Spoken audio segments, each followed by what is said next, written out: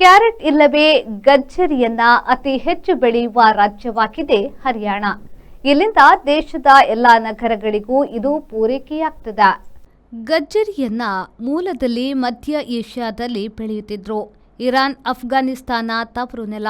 ಇಂದು ಜಗತ್ತಿನಲ್ಲಿ ಅತಿ ಹೆಚ್ಚು ಕ್ಯಾರೆಟ್ ಬೆಳೆಯುವ ದೇಶ ಚೀನಾ.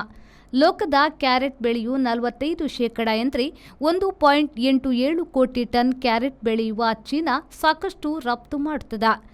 ಜಗತ್ತಿನ ಒಟ್ಟು ಕ್ಯಾರೆಟ್ ಉತ್ಪಾದನೆ 4.2 ಕೋಟಿ ಟನ್ ಇದೆ.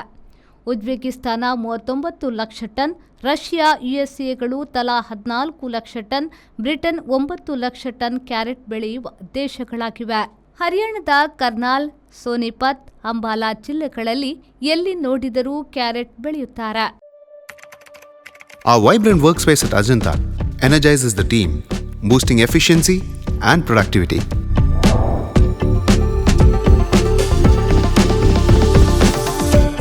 Well-designed modern conference space for important presentations with top-notch amenities, fueling our growth. We are ready to expand to Ashoka Business Center as our next upgrade. Invest in workspaces managed by Vertex. Invest smart. Invest in Mangaluru.